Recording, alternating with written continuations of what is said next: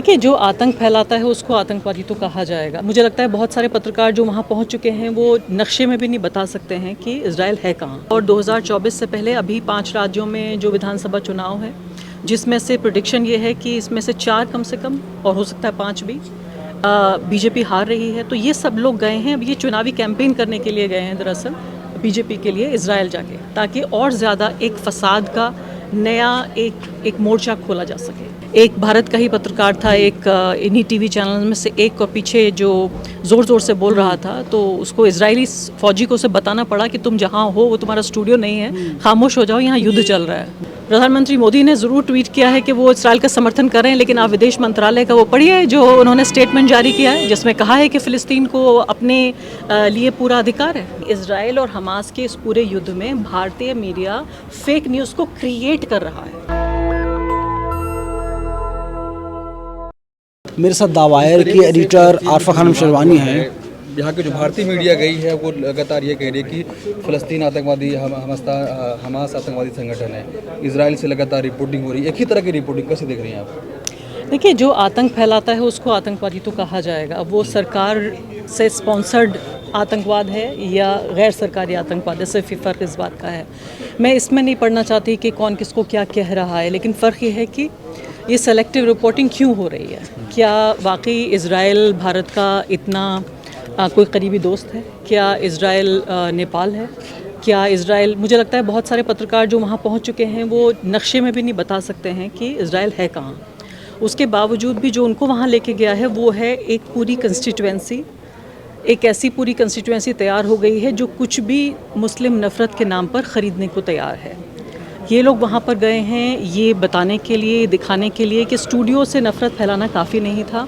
इसके लिए हम बाकायदा टिकट ख़रीद के जा सकते हैं। और आपको हंसी आएगी अगर मैं आपको बताऊंगी कि वहाँ से रिपोर्टिंग हो कैसे रही है। मतलब फ़िलिस्तीन तो जाने का सवाल ही पैदा नहीं होता। इज़राइल में भी एक होटल में ये लोग रुके हुए हैं, होटल से ही अंदर से पीस टू कैमरा करते हैं, आप लोग जानते हैं अच्छे तरीके से, वहीं से रिपोर्टिंग करते हैं। यानी कि जो आप स्टूडियो में आराम से कर सकते थे वो चीज़ इजरायली अधिकारी सोशल मीडिया के ज़रिए और अपनी प्रेस कॉन्फ्रेंसेस के ज़रिए सारी सूचनाएं वैसे ही दे देते हैं। वहाँ आके उस होटल में भारतीय पत्रकारों को कोई एक्सक्लूसिव इन्फॉर्मेशन नहीं दी जा रही है, लेकिन वहाँ पर एक होटल में बंद होकर सिर्फ ये कहने के लिए कि हम यहाँ पर मौजूद हैं ताकि नफ़रत फैलाई जा सके। 2024 के चुनाव के मद्देनज़र ये लोग उम्मीद कर रहे हैं कि ये लंबा देखिए खींचने वाला है ये पूरा झगड़ा। और 2024 से पहले अभी 5 राज्यों में जो विधानसभा चुनाव है, जिसमें से प्रेडिक्शन ये है कि इसमें से 4 कम से कम और हो सकता है 5 भी बीजेपी हार रही है। तो ये सब लोग गए हैं, अब ये चुनावी कैंपेन करने के लिए गए हैं दरअसल बीजेपी के लिए इज़राइल जाके, ताकि और ज़्यादा एक फसाद का नया एक मोर्चा खोला जा सके। अभिषेक उपाध्याय लगातार कह रहे मैं तो मरते मरते बचा। अब मैं इंडिविजुअल जर्नलिस्ट पे कमेंट्री नहीं कर सकती हूँ, लेकिन आपको पता है कि युद्ध की रिपोर्टिंग है तो फिर आप बचेंगे भी। कल मैं एक देख रही थी, बड़ा हास्यास्पद वीडियो था जिसमें एक भारत का ही पत्रकार था, एक इन्हीं टीवी चैनल में से एक, और पीछे जो ज़ोर ज़ोर से बोल रहा था, तो उसको इजरायली फ़ौजी को उसे बताना पड़ा कि तुम जहाँ हो वो तुम्हारा स्टूडियो नहीं है, खामोश हो जाओ, यहाँ युद्ध चल रहा है। मैम, कुछ लोग इसको आतंकवाद की लड़ाई बता रहे हैं, कुछ लोग इसको आज़ादी की लड़ाई बता रहे हैं, आप कैसे देख रहे हैं इसको? देखिए, पूरे तौर पे मैं कहती हूँ कि इसका जो टूल है वो अलग हो सकता है, लेकिन आज जो हमास ने किया वो एक बहस हो सकती है कि ऐसा करना चाहिए था। क्या जो फ़िलिस्तीन की आज़ादी का पूरा मुद्दा है, क्या उसे फ़ायदा पहुँचाया या नुकसान पहुँचाया। लेकिन ये नहीं भूल जाना चाहिए कि ये पूरी जो लड़ाई है ये 23 लाख फ़िलिस्तीनियों की लड़ाई है, ये कुछ 100 और कुछ हज़ार हमास की लड़ाई नहीं है। ये पूरी दुनिया में जो सिद्धांत हैं, सिद्धांत जो कि मानवता के सिद्धांत हैं, जो संयुक्त राष्ट्र के सिद्धांत हैं, वो तमाम संयुक्त राष्ट्र के तमाम डिक्लेरेशंस और संयुक्त राष्ट्र की तमाम जो संधियां हैं जिन पर हमारे जैसे देश ने भी सिग्नेचर किए हैं, ये उस सब के विरुद्ध है। वो ये कहता है कि एक व्यक्ति को अपनी पूरी आज़ादी के साथ रहने का हक है। जैसे महात्मा गांधी ने कहा था कि फ़िलिस्तीन उतना ही फ़िलिस्तीनियों का है जितना इंग्लिस्तान अंग्रेज़ों का है और जितना हिंदुस्तान भारतीयों का है। तो ये लड़ाई, ये संघर्ष 75 साल पुराना है और मुझे नहीं लगता कब तक चलेगा। मेरी नज़र में एक ऐसे व्यक्ति के तौर पर जो मानवाधिकारों को सबसे ज़्यादा मैं प्राथमिकता देती हूँ, मुझे लगता है कि ये पूरा मुद्दा 75 साल पुराना मुद्दा है। ये 4 दिन 5 दिन पुराना मुद्दा नहीं है, और ये मुद्दा है फ़िलिस्तीन के 23 लाख लोगों की आज़ादी और उनके बुनियादी अधिकारों पर। इजराइल ने कहा गाजा को खाली कर दीजिए, और हमारे प्रधानमंत्री मोदी इजराइल का समर्थन कर रहे हैं। प्रधानमंत्री मोदी ने ज़रूर ट्वीट किया है कि वो इसराइल का समर्थन कर रहे हैं, लेकिन आप विदेश मंत्रालय का वो पढ़िए जो उन्होंने स्टेटमेंट जारी किया है, जिसमें कहा है कि फ़िलिस्तीन को अपने लिए पूरा अधिकार है। देश की जनता बहुत कहाँ जाए, देश जनता समझ नहीं आ रहा, देश जनता बहुत सस्पेंस में है, क्या करे। सस्पेंस की कोई ज़रूरत ही नहीं है। मुझे लगता है ये तस्वीर बिल्कुल साफ़ है कि आज़ादी, अधिकार और जो बुनियादी मानव अधिकार हैं उनके लिए खड़ा होना है। एक हिंदुस्तानी को सिर्फ ये सोचना चाहिए कि उसे अपने लिए क्या चाहिए, जितना उसे अपने लिए चाहिए, जितना उसे अपने लिए चाहिए उतना ही उसे फ़िलिस्तीन के लिए भी सोचना चाहिए। योगी आदित्यनाथ का बयान आता है, वे कहते हैं कि जो भारत सरकार के खिलाफ होगा तो हम उसके ऊपर कार्रवाई करेंगे। देखा गया एएमयू में आंदोलन हुआ और एएमयू के 4 छात्रों पर केस दर्ज कर लिया गया। मुझे लगता है कि फ़िलिस्तीन, अभी भारत का संविधान ये कहता है कि किसी भी नागरिक की आज़ादी के लिए, किसी भी नागरिक के जो कानूनी अधिकार हैं उनके लिए आवाज़ उठाना अभी भी संविधान में गैर कानूनी नहीं है। अलीगढ़ के सांसद, भाजपा के जो सांसद हैं वो कह रहे हैं कि एएमयू में जो छात्रों ने प्रदर्शन किया है उनके खिलाफ सख्त से सख्त कार्रवाई करेंगे। अब देखिए, यहाँ तो जब आम जनता नाराज़ है, आज़ाद है सब कुछ कहने के लिए, तो अब नेताओं का क्या जिक्र करें। मैं तो सिर्फ सीधे तौर पे इसको देखती हूँ कि इसको हिंदू मुस्लिम राजनीति के एक नए मोर्चे के तौर पर खोला जा रहा है। इनको नहीं पता कि फ़िलिस्तीन का इतिहास क्या है, नहीं पता कि जो इज़राइल है उसके आतंक का कितना पुराना इतिहास है 75 साल में। मैं तो समझती हूँ कि पूरी दुनिया में जितना आतंक इस वक्त है और आतंक की पूरी हिस्ट्री है, उसका आधा हिस्सा कम से कम इज़राइल और फ़िलिस्तीन का जो ये पूरा संघर्ष है और जो फ़िलिस्तीन की आज़ादी की लड़ाई है उससे पैदा होता है। अगर फ़िलिस्तीन नहीं होता तो पूरी दुनिया का आधा आतंक नहीं होता। तो क्या आप भारत में प्रदर्शन भी नहीं कर सकते?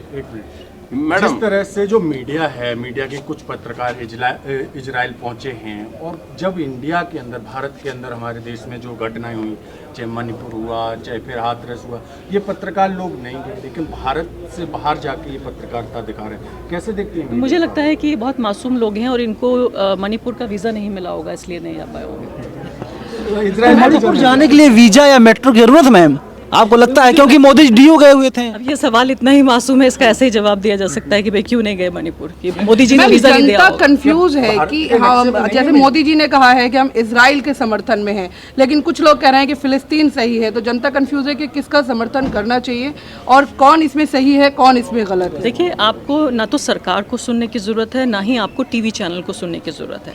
आपको सिर्फ ये देखने की ज़रूरत है कि मानवता का तकाजा क्या कहता है। आपका क्या नाम है? निशा, आपको क्या चाहिए? एक इंसान के तौर पर, एक भारतीय के तौर पर आपको चाहिए कि आपको बुनियादी अधिकार होने चाहिए, आपके पास बुनियादी आज़ादी होनी चाहिए और आपको ये हक़ हो कि आप किसी भी तरह की पहचान के बावजूद आपको जीने का हक़ हो। सिर्फ इतना ही एक फ़िलिस्तीनी मांग रहा है। क्या आप इसके ख़िलाफ़ हो सकती हैं? तो यहाँ पे आप ये कह रहे हैं कि मतलब हमें फ़िलिस्तीन को सपोर्ट करना चाहिए, इजराइल को सपोर्ट नहीं करना चाहिए, जबकि दोनों की ही लड़ाई। आपने कहा कि अभी एक सवाल पूछा गया था कि फ़िलिस्तीन को आतंकवादी कहा जा रहा है, तो इसमें दोनों चीज़ों में कौन, मतलब मैं वही सवाल मेरा दोबारा से वही है कि इसमें हम किसको सही कहें और किसको गलत कहें? देखिए, फ़िलिस्तीन को मुझे नहीं लगता कोई आतंकवादी कह रहा है। हमास के आतंकवादी कहने पर बहस हो सकती है कि संयुक्त राष्ट्र ये कह रहा है, कहता है कि भाई हमास जो है वो डेजिग्नेटेड टेररिस्ट ग्रुप है। अब टेररिज्म की डेफिनेशन क्या होती है? टेररिज्म की बुनियादी डेफिनेशन ये है कि अगर कोई अपने राजनीतिक उद्देश्य से हिंसा का इस्तेमाल करता है वो आतंकवाद है। तो हमास जो कर रहा है, हमास ने जो मासूम वहाँ इजरायली लोगों की हत्या की, वो आतंकवाद की श्रेणी में आता है।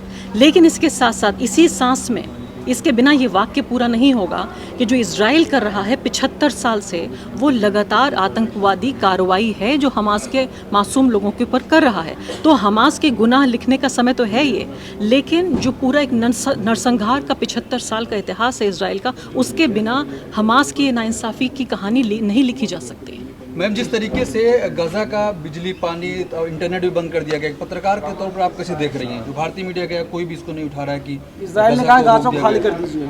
मुझे तो लगता है कि दुनिया के इतिहास में ये काले अक्षरों में लिखा जाएगा। हॉलोकॉस्ट की आपने कहानियाँ सुनी होंगी, हम तब जिंदा नहीं थे, हम मौजूद नहीं थे। मैं समझती हूँ कि जो यहूदियों के साथ 1930 और 40 के दशक में जो जर्मनी में हुआ, आज वही लोग जो सबसे ज़्यादा प्रताड़ित थे, जिनके ऊपर ये प्रताड़ना हुई, ये जुल्म हुआ, इत्तेफाक देखिए आप, ये बहुत दुखद इत्तेफाक है कि वही लोग आज हॉलोकॉस्ट कर रहे हैं फ़िलिस्तीन के लोगों के ऊपर, इससे कम इसको नहीं आंका जा सकता। हमने हॉलोकॉस्ट की कहानियाँ पढ़ी थी, आज अपने सामने हम हॉलोकॉस्ट होता हुआ देख रहे हैं। Ma'am thank you. एक लास्ट सवाल है, जिस तरह से जो पत्रकार वहाँ पर पत्रकारिता कर रहे थे, उनकी कई की हत्या हो चुकी, 2 से 3 की, लेकिन जो भारतीय पत्रकार गए हैं उनको वॉर जोन की तो ट्रेनिंग भी नहीं है। ये किस तरह से पत्रकार, वो वॉर जोन में नहीं जा रहे हैं। मैंने आप शुरुआत में आपको बताया था कि उनको तो इजाज़त ही नहीं है कि वो गज़ा जा ही नहीं सकते, वो इजराइल में मौजूद हैं। अब यहाँ झगड़ा हो रहा है 2 पार्टियों के बीच में, मान लेते हैं कि 2 पार्टियाँ हैं, लेकिन उसमें एक ही पार्टी की सूचना आप आगे पहुँचाते हैं, एक ही पार्टी के देश में उसके होटल में रहकर आप उसे युद्ध को कवर कर रहे हैं। तो आप तो सिर्फ एक देश का एजेंडा आगे बढ़ाने के लिए गए हैं, आपको युद्ध कवर करने के लिए नहीं गए हैं। इससे बड़ा कोई झूठ नहीं है। अब भारतीय मीडिया तो एक मजाक हो ही चुका है। आपको ये भी मालूम होगा कि पूरी दुनिया में इस वक्त पूरे जो वेस्टर्न मीडिया के लोग हैं, जो फैक्ट चेकर्स हैं, वो ये हैरान हैं कि आखिर वो फैक्ट चेकिंग बाकी जगहों पे तो कर रहे हैं, लेकिन ये हिंदुस्तानी लोग फेक न्यूज़ क्यों फैला रहे हैं? सिर्फ फैला नहीं रहे हैं, बना भी रहे हैं। क्रिएशन ऑफ फेक न्यूज़, यानी इजराइल और हमास के इस पूरे युद्ध में भारतीय मीडिया फेक न्यूज़ को क्रिएट कर रहा है। लेकिन इससे इंटरनेशनल इफेक्ट पड़ेगा ना? इंटरनेशनल बदनामी हो रही है और लोग ये सोच रहे हैं कि पूरी दुनिया में जो सबसे बड़ा लोकतंत्र है और सबसे बड़ी आबादी वाला देश भी है, वहाँ ये देखिए कि आप सच्ची खबरें तो दूर की बात है, फेक न्यूज़ फैलाना भी दूर की बात है, बनाई जा रही है। जो भारत के अंदर हुआ करती थी वो आज विश्व पटल पर पहुंच गई है। हाँ, हंस रहे हैं लोग कि ये देखिए कि ये भारत का मीडिया है। नेशनल दस्तक की आपसे गुजारिश है कि अगर इसको बचाना चाहते हैं तो नेशनल दस्तक को सब्सक्राइब करने के लिए रेड कलर के सब्सक्राइब बटन को दबाएं, फिर बेल आइकन की घंटी दबाएं। नेशनल दस्तक को बचाने के लिए बहुत जरूरी है कि हर खबर को शेयर करें, लाइक करें, कमेंट जरूर करें।